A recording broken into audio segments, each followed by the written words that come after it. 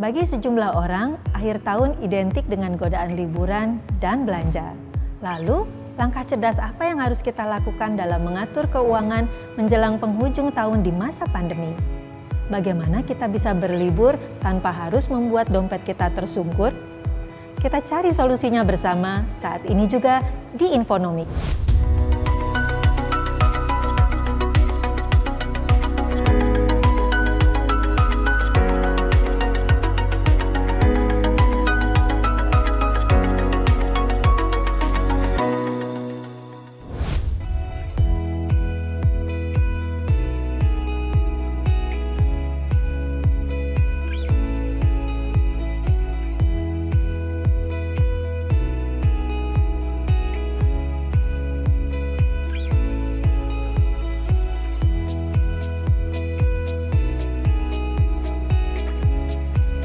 Banyak keluarga yang memanfaatkan momen akhir tahun untuk berlibur dan menghabiskan waktu bersama-sama. Di waktu bersamaan, banyak perusahaan retail juga biasanya menawarkan diskon besar-besaran untuk produk mereka. Sayangnya, ekonomi saat ini masih berada dalam kondisi ketidakpastian akibat COVID-19. Oleh karena itu, penting bagi tiap individu membuat rencana untuk menjaga keamanan finansial diri sendiri.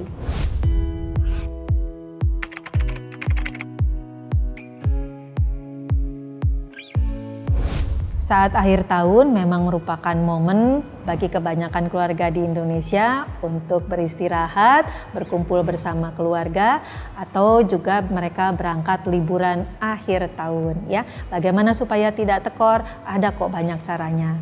Nah, kalau kita menghabiskan akhir tahun itu tidak berarti harus pesta ya dengan mewah atau Anda harus liburan keluar kota, apalagi bagi yang Anda anggarannya terbatas.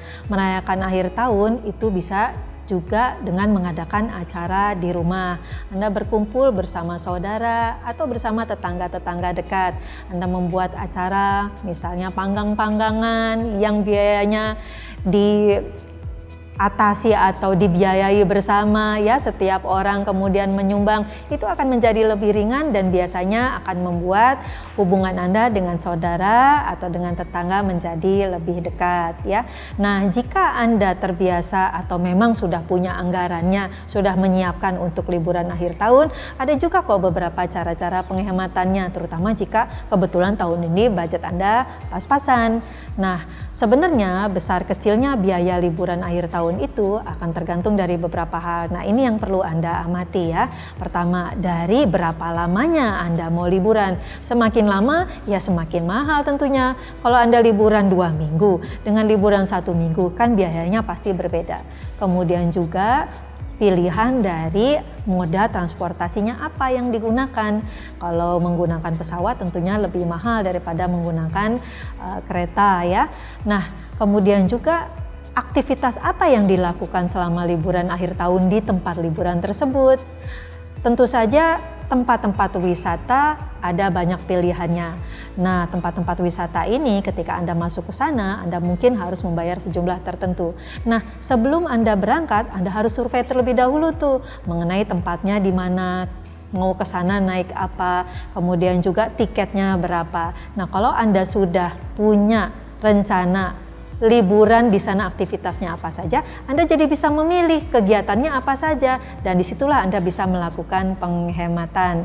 Selain itu juga acara makan-makan, nah ini yang biasanya menjadi sumber kebablasan ketika kita liburan. Maklumlah, kalau kita liburan itu kita kan lagi dalam suasana senang-senang ya, kadang-kadang lupa gitu, nggak perhatikan dompet. Kalau di dompet sudah tidak ada uangnya, di ATM sudah tidak ada uangnya, kan masih ada kartu kredit. Nah, itu sebenarnya tidak boleh dilakukan seperti itu. Jadi pembelanjaan dalam liburan pun juga harus terencana. Nah, semoga dengan berbagai tips tadi, acara menghabiskan atau merayakan akhir tahun Anda menjadi lebih optimal karena Anda tetap bisa bersenang-senang tapi tetap on budget.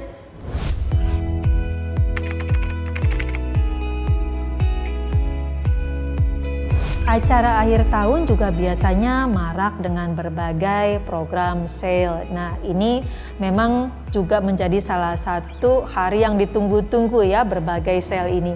Karena bisa jadi loh dengan adanya sale itu kita berbelanja lebih murah. Dengan catatan ya, kalau pembelanjaan itu memang sudah ada dalam rencana kita dan barang yang kita masukkan dalam rencana belanja itu memang barang yang kita butuhkan. Sale bisa jadi boros kalau Anda membeli dengan motivasi karena dia semata-mata lagi di sale atau di diskon. Padahal barangnya sendiri belum tentu Anda butuh. Bisa jadi walaupun harganya murah karena sale atau diskon, ya, Anda membelinya itu bukan berarti Anda melakukan penghematan, tapi justru pemborosan karena Anda belanja di luar rencana.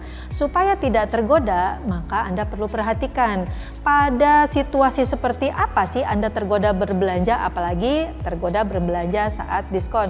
Misalnya Anda banyak tergoda sale karena Anda sering browsing ya di berbagai marketplace. Nah, kenapa Anda tidak mengurangi frekuensi Anda browsing di berbagai marketplace tadi? Karena semakin sering Anda geser kanan, geser kiri gitu ya, 1-2 jam nggak kerasa ya, itu membuat kita lupa pada berbagai masalah kita. Tapi tiba-tiba jari kita sudah pencet pay later ini, pay later itu. Nanti setelah akhir tahun bukannya kita semangat menghadapi tahun depan, malah kita menjadi tersiksa karena adanya begitu banyak tagihan ya. Jadi kurangi frekuensi untuk browsing di berbagai marketplace yang sedang menyelenggarakan sale. Kurangi juga jalan-jalan ke mall yang sedang mengadakan berbagai program sale. Nah, yang terakhir, kita melakukan berbagai kegiatan yang lebih produktif. Contohnya olahraga, mencoba berbagai resep baru, menghabiskan buku-buku yang belum selesai kita baca. Itu bisa mengurangi godaan kita untuk berbelanja karena sale.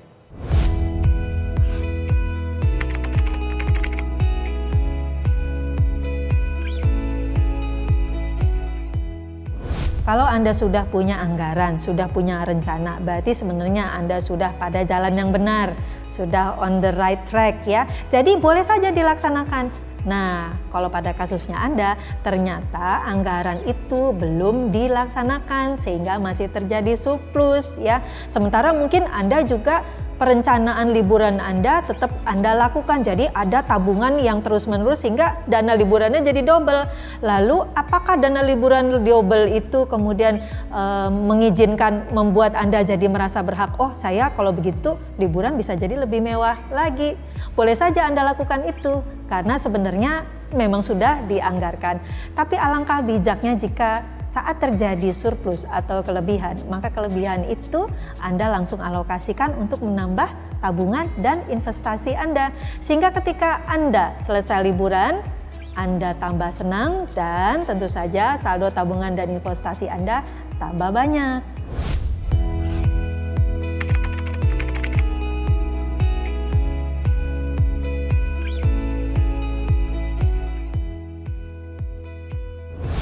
Nah, saat road trip untuk menuju tempat liburan, ada pilihan untuk melakukan perjalanan lewat darat atau road trip ya, atau melakukan perjalanan lewat udara. Nah, kalau pemilihan ini sebenarnya lebih kepada kebiasaan dalam keluarga tersebut, apa yang mau kita capai di dalam kegiatan liburan kali ini ya. Kemudian yang kedua barulah mengenai masalah keuangannya ya, atau aspek keuangannya.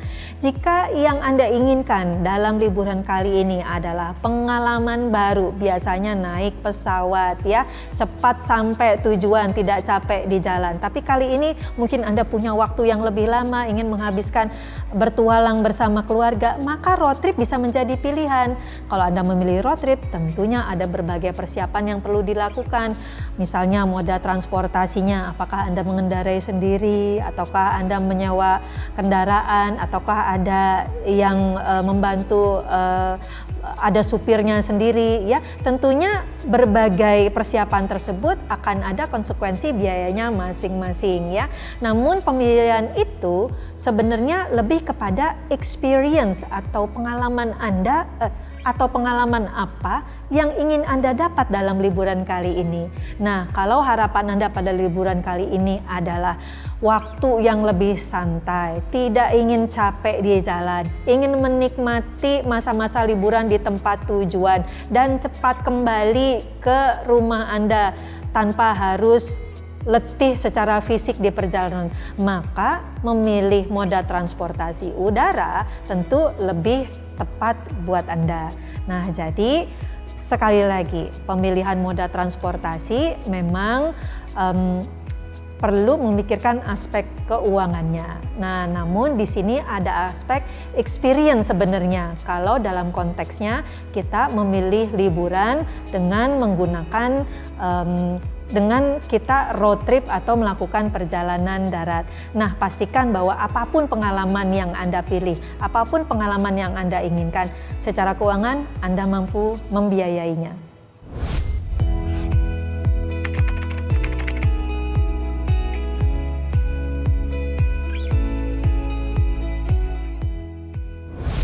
Nah, kalau bicara obral di berbagai mall ya, memang kita perlu betul-betul perhatikan apakah harganya memang betul-betul murah atau dinaikkan dulu baru dipotong ya.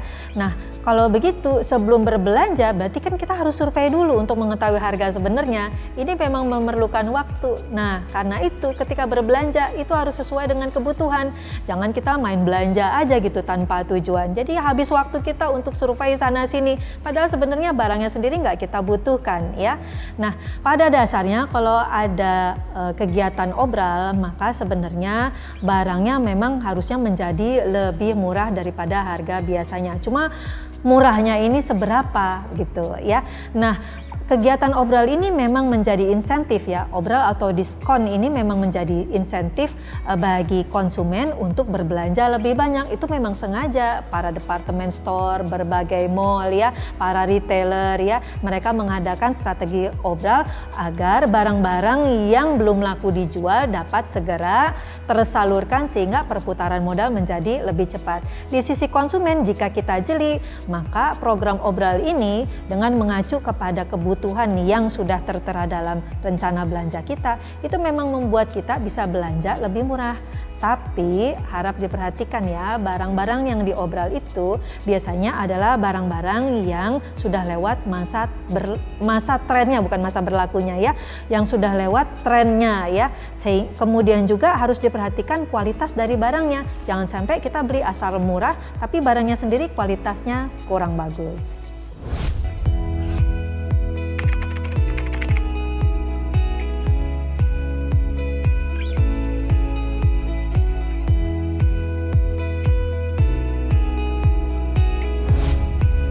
Wah, zaman sekarang ya, di era digital ini cashback terutama di e-wallet itu semakin sangat digemari.